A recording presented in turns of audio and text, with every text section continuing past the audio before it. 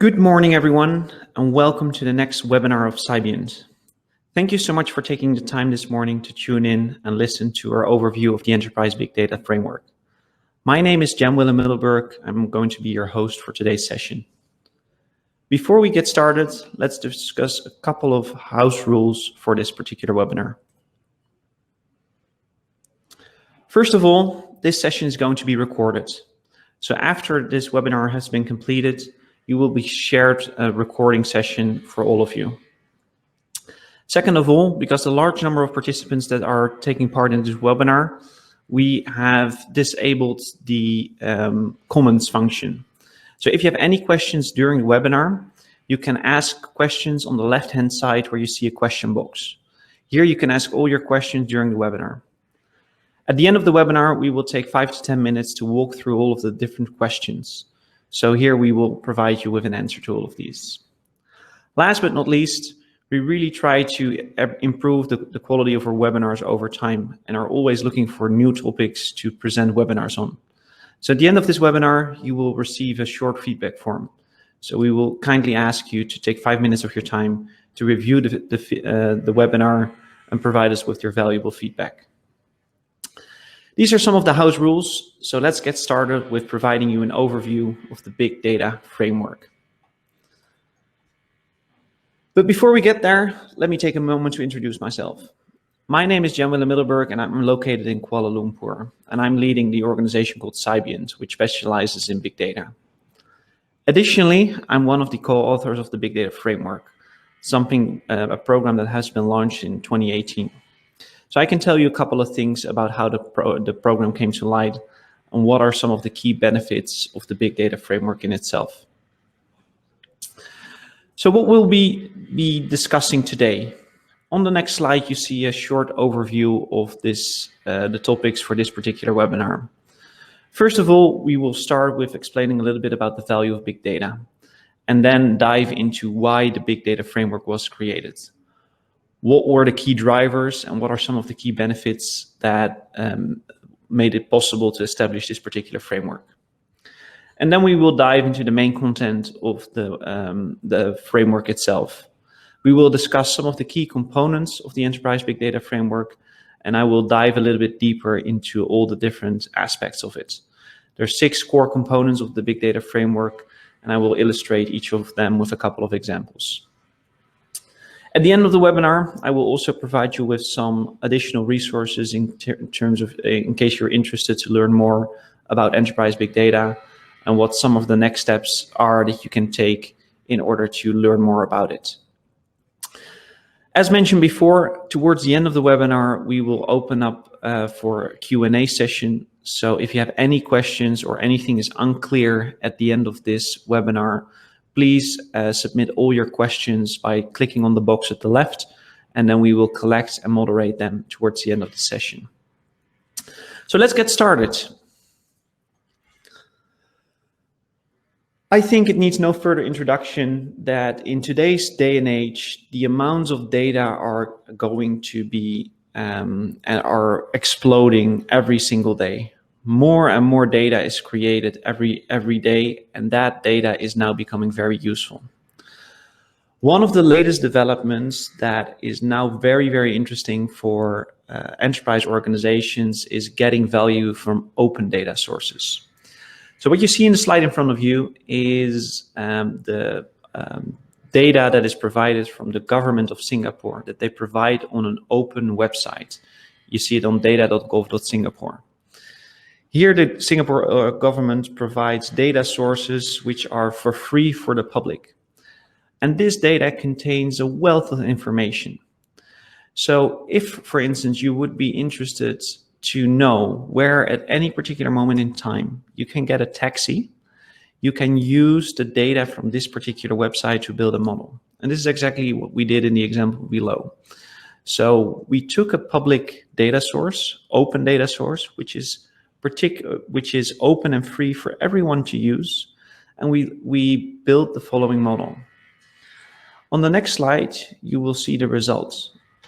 These are the taxis that are available in Singapore real time. So we use the data to make a model that will give us at any moment in time the availability of taxis. What can this tell us? Well, from an enterprise point of view, there are a number of benefits to this. First of all, these kind of data can show you where you can get traffic movement. So in case you want to have any planning or you want to do city building, you can use the data that you see here to make your future decisions. And that's what big data is all about. Using and leveraging the power that the data harvests in order to use that data to get value in the long run. And that's what we're going to be talking about today. How can you, as your own organization, leverage this data and get value out of it by yourself? I hope this little example sparks a little bit of interest, because I've been working in big data now for almost a decade. And what I found in my conversations with people is a number of things. First of all, there's 4 very essential and simple truths about big data, especially in an enterprise context. We are all aware that the amounts of data keep growing. In the last 2 years, more data has ever been created than in the entire previous history of the human race. Think about what that means. There is so much data being generated every single day that it's very, very difficult to track all of it. And we all know that this contains value.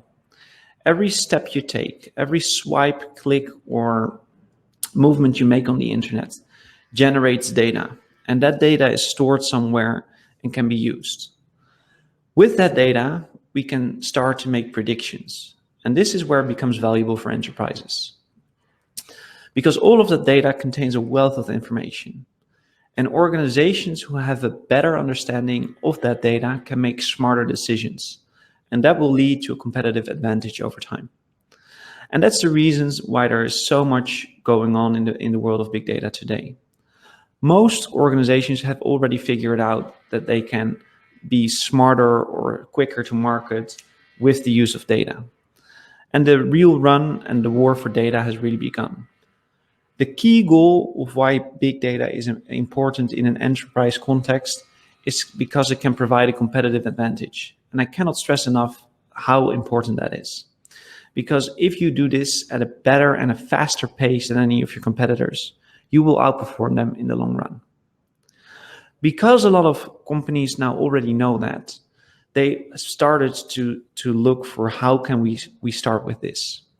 But the world of big data is complex. There's millions and millions of data sources available.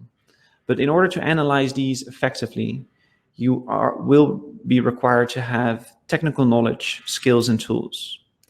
So in order to use big data efficiently or effectively, organizations need skills and capabilities to build up a big data enterprise. And that's what I found was something that was really lacking in most organizations. Although many companies realize that they can do something with this, they lacked a basic structure. And with the big data framework, we try to provide that structure. Because especially in an enterprise context, you cannot go around established processes, but also rules and regulations. And you need to have a structured program in place to upskill everyone in the organization. So what the big data framework does is that it provides a framework for every organization to use. And that's what we will be looking at next. So in order to answer why the big data framework was created, it is a very simple answer. First of all, we found that although many organizations are interested in analytics, big data in general, many lack the skills and capabilities in order to actively do this. And they know that. But skills alone is not enough. There is more required. And for most organizations that deal with existing processes, governance procedures, capabilities and technologies, big data needs to be introduced in a structured way. There's not one single or vendor-independent approach to big data. What we found when we dived into this a little bit deeper is that there are many technical capabilities around, and you can go to almost every training provider to find technical training for how to use a particular big data tool or how to use a particular big data solution. But this tells you nothing about how you can embed big data as a practice in your organization.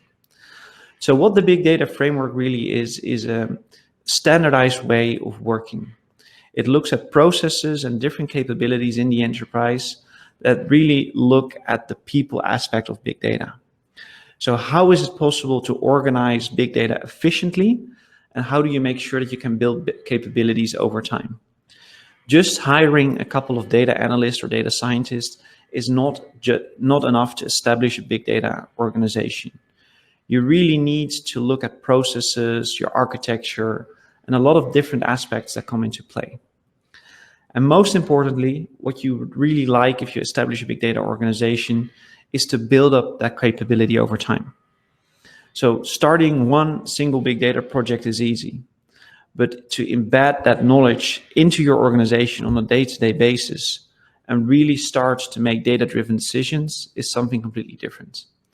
And that is where the big data framework can help, because it provides a structure that any enterprise can use and that is vendor independent.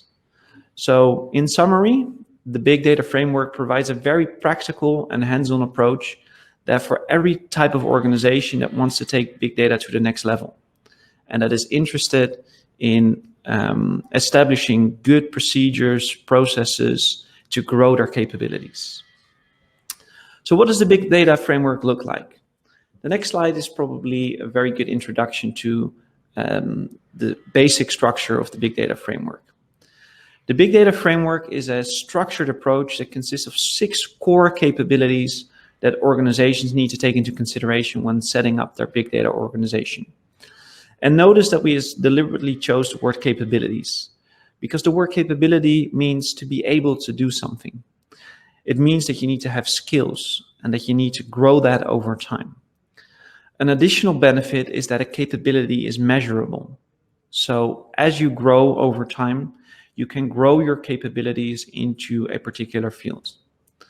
And what we found when we were establishing the big data framework is that there are 6 key and core components that every organization now starts to work with.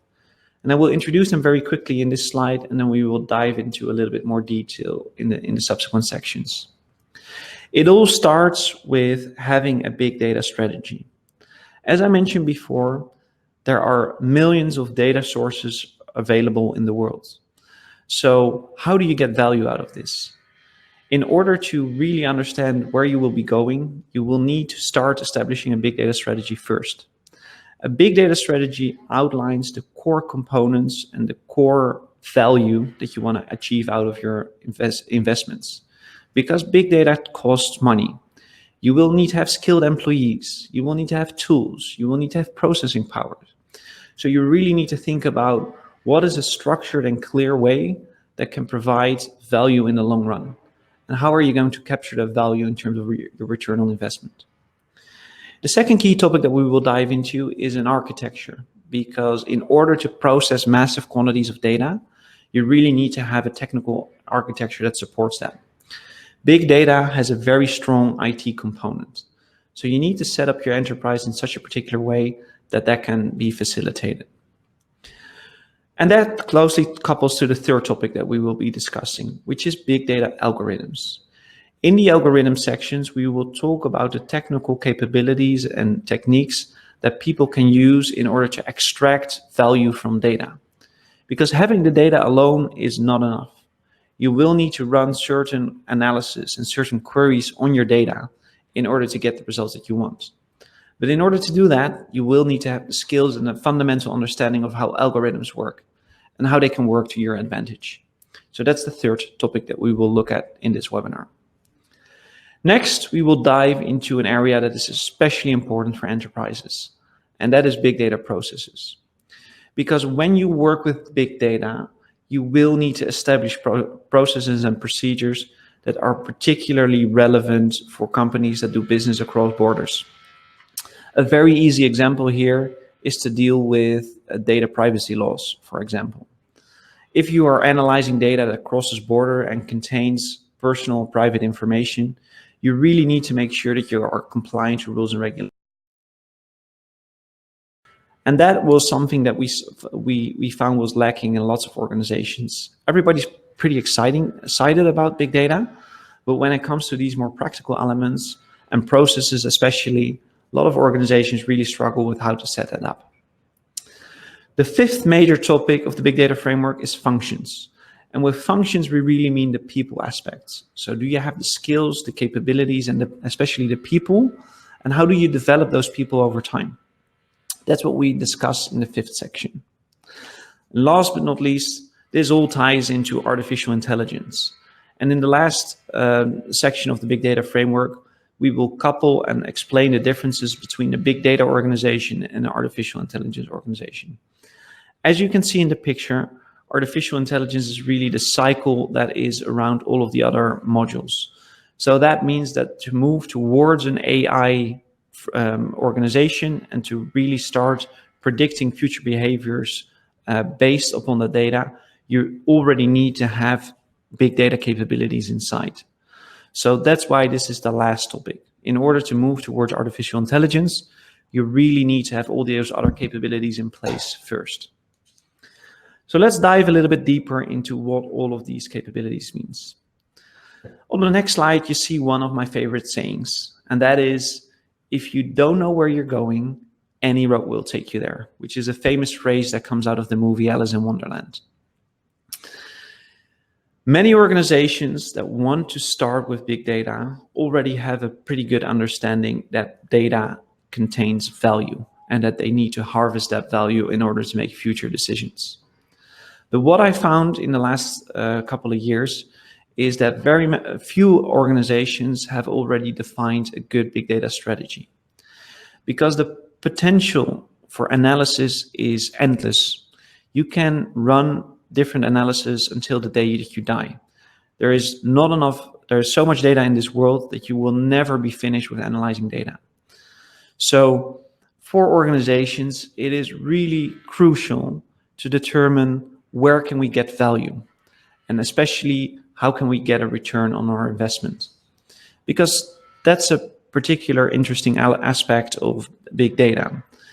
As soon as you start with big data, the numbers become really big, also on the financial side. So you really need to have a very good and clear understanding on what that value will be in the long run. And a lot of research has already shown that many big data projects tend to fail because they lack a clear direction. They don't know exactly how to capture that value in the long run. So this is where the big data framework helps. In the next slide, you see a couple of steps that you can use in order to start defining your big data strategy. It starts with defining your business objectives, then looking at your organizational capabilities, and at the end, embed this particular strategy into your organization on a day-to-day basis. And this is not a static process. This is dynamic. It needs to happen over and over again. So this is really what is discussed in the first element of the big data framework. How do you define a big data strategy? How do you set your corporate objectives? Because if you do this well, it will influence all of the rest of your decisions that you take with regards to setting up your big data organization. Next, I already mentioned that in order to process large quantities of data, you will need to have a good IT architecture that supports that. And that's what we will discuss in the second part of the big data framework. How do you set up the technological capabilities, the infrastructure, and the systems and tools in order to analyze these massive quantities of data? On the slide in front of you, you see what we refer to as a reference architecture. And this one is coming from the NIST, National Institute of Standards and Technology out of the US.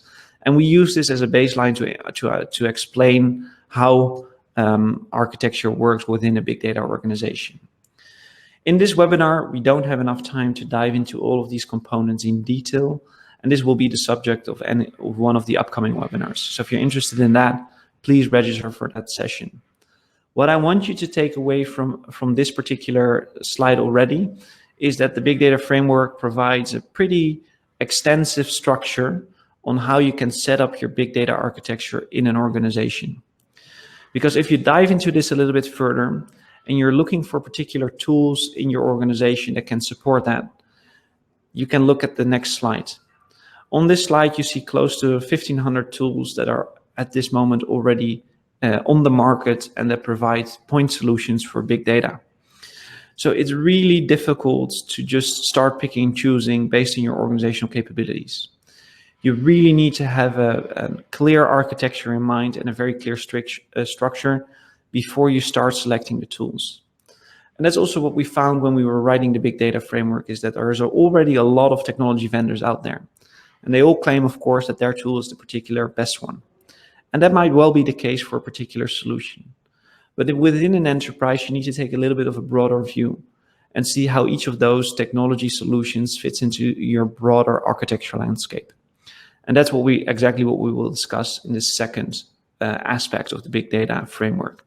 How do you set up a proper big data architecture? In this particular section, we will also talk about more fundamental technologies that are part of big data. And it's almost not possible to give any webinar or any lecture about big data without at least mentioning Hadoop. Hadoop is an open source Java-based programming framework that is underpinning most of the solutions that you saw on the previous slide.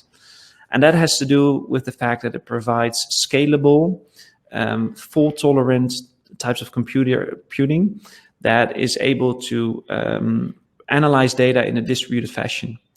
What that means is that Hadoop makes it so much easier to handle very large workloads very, very quickly and efficiently. All of these things are going to be included into your architecture as well. But it really means that in order to analyze large and massive quantities of data, you really need to think about, how do I set up that architecture in the long run? On the next slide, we will see that the analysis process is very tightly coupled with the infrastructure. Because even if you have all that data present, and that data can be present within your own organization as well as outside of it, you need to have the additional knowledge to analyze it. And in order to analyze data, we use algorithms. And although algorithms sometimes sound a bit scary, they can be very simple ones, like the ones that you see here on the screen, which is a set of data that is used to cluster into different segments. In this case, there's 3 segments of, for instance, different customer profiles that you see here.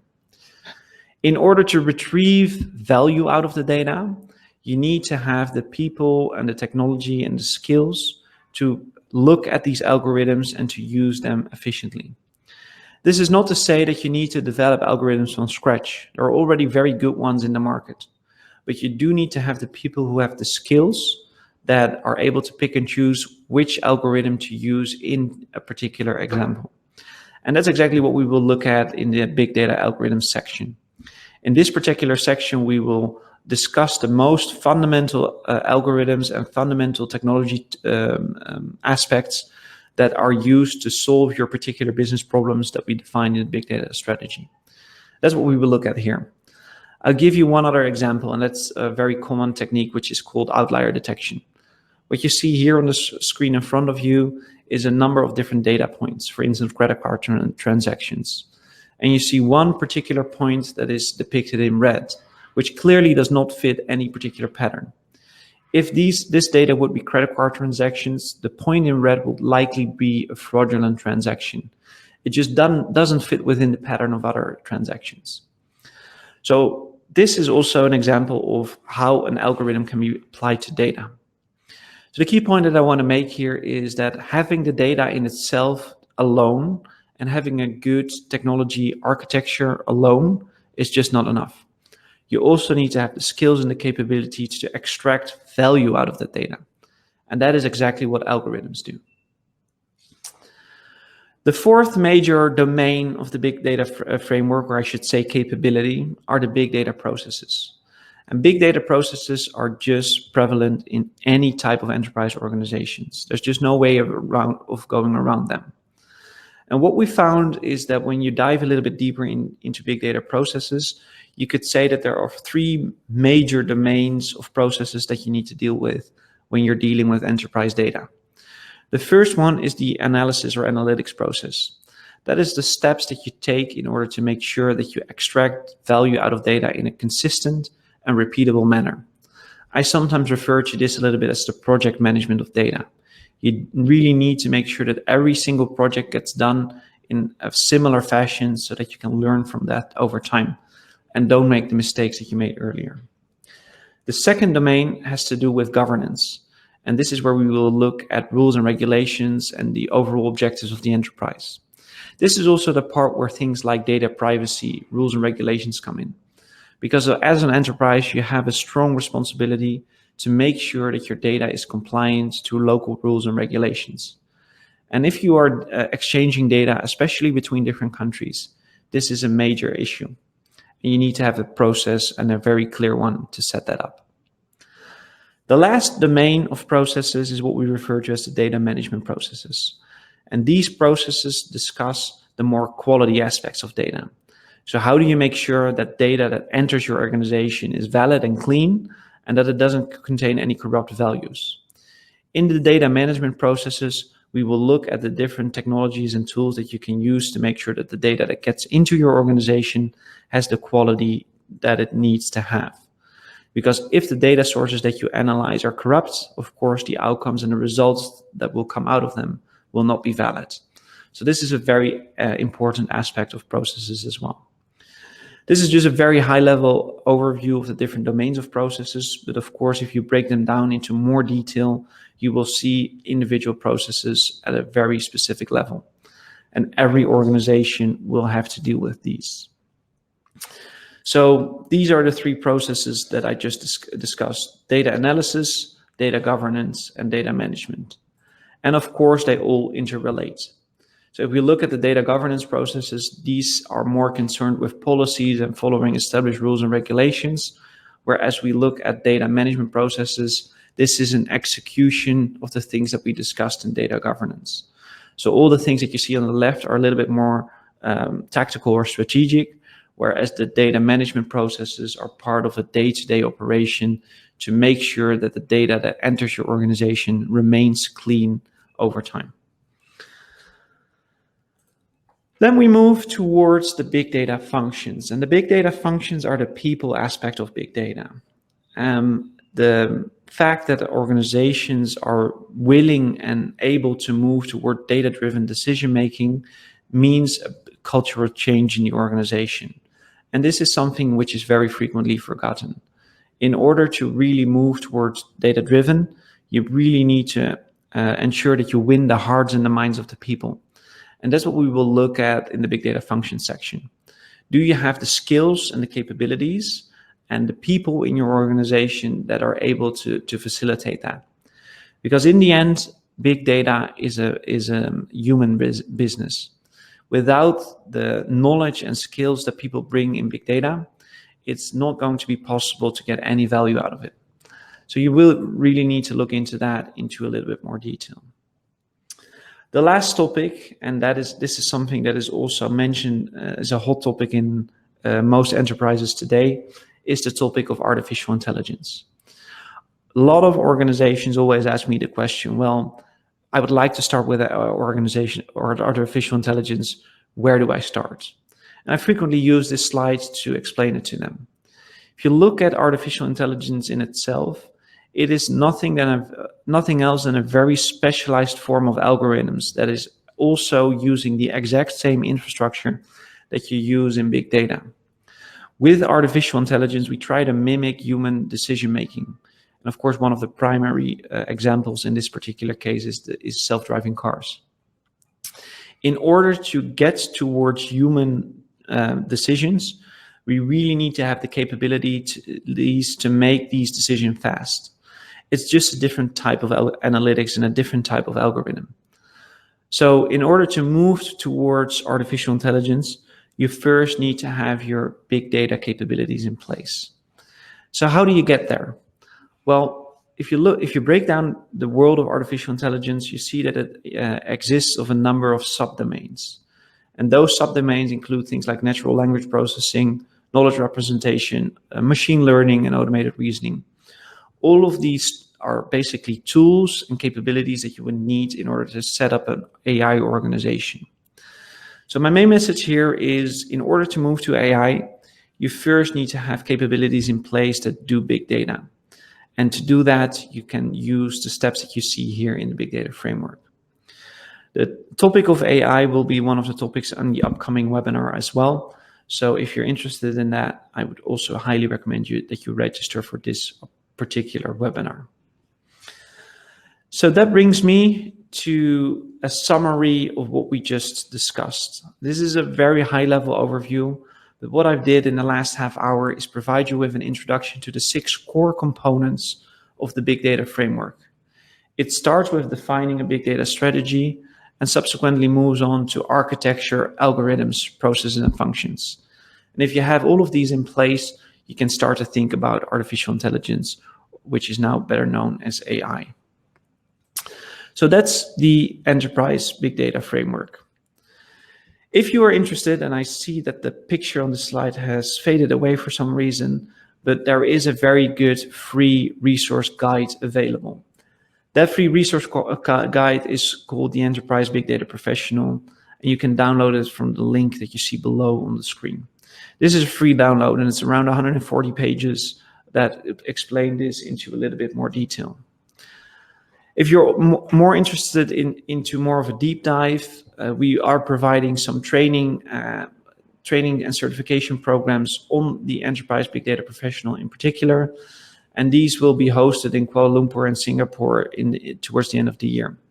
So I will be presenting these myself. So if you're interested in joining any of these upcoming courses, I'll be in Kuala Lumpur at the end of this month. And the session in Singapore is going to be hosted in December. So if you have any interest to get certified in this particular area, you can join me on any of these upcoming dates in any of these 2 cities.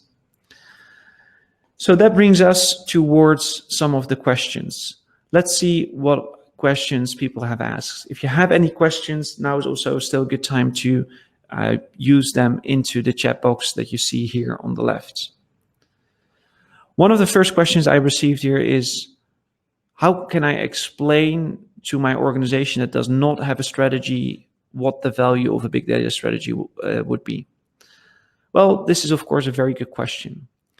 I think that if you explain to your senior management that a big data strategy sets the direction for your organization on how to make future decisions, that this is something that they will really see. Take into account that big data is really a very large domain. And for most organizations, you really need to get a return on investment.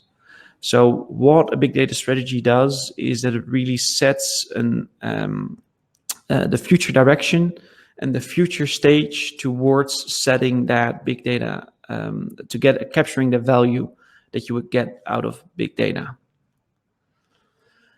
Let's see some of the other questions. Next question is, how many days of training would I need to get this? The official certification course is 3 days. The Big Data Framework is one of the programs. There's 5 modules that are part of that, but the introductory training is a 3-day course program. One of the next questions is, how mature is big data implementation in Malaysia, would you say?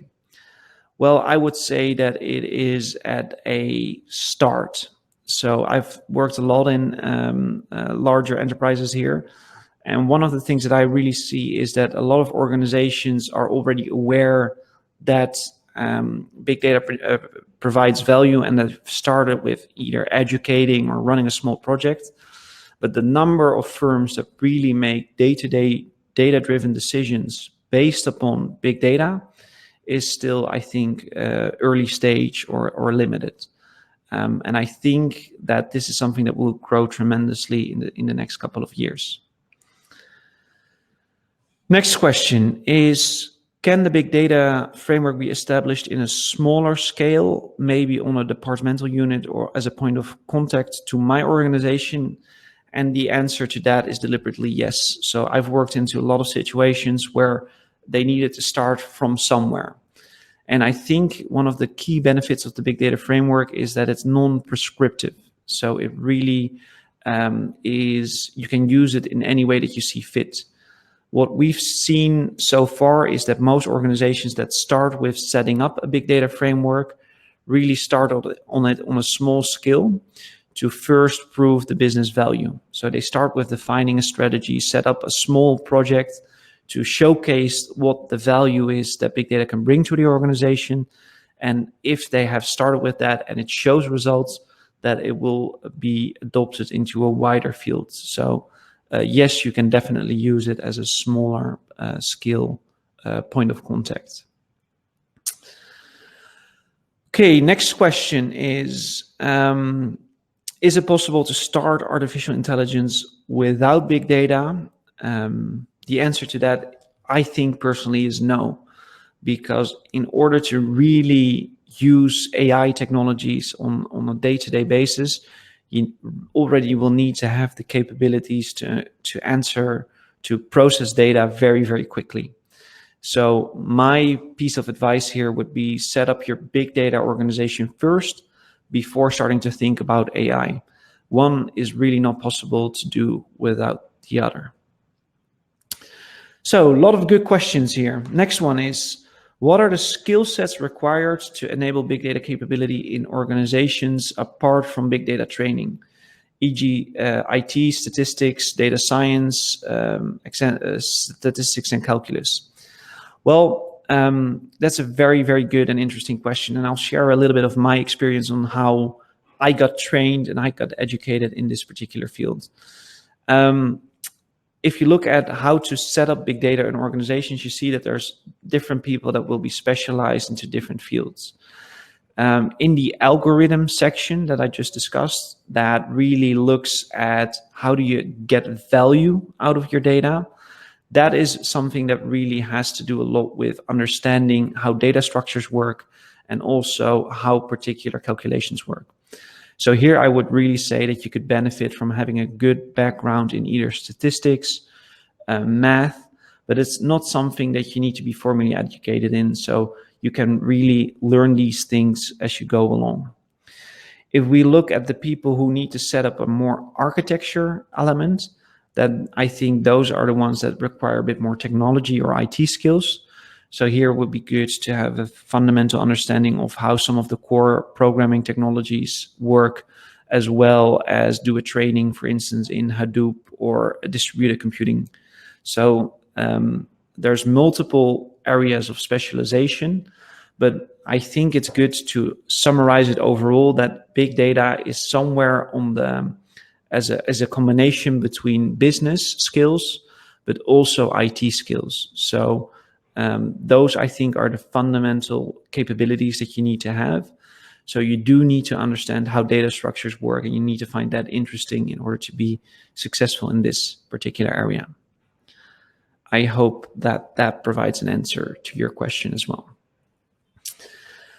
And I think that's the last question that we've seen so far.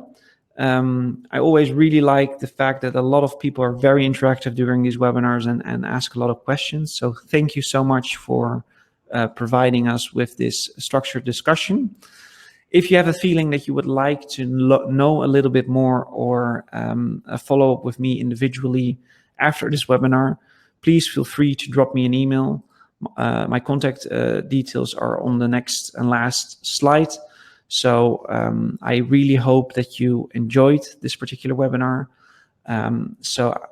We have a next one coming up in 2 weeks, which is about how do you conduct a big data maturity assessment, which might be something that you could already do if you started with big data, to look at the skills in your organization.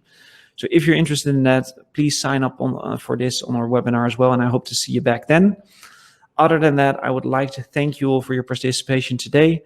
The recording of this session will be made available online, so you can review any of the questions and answers after this.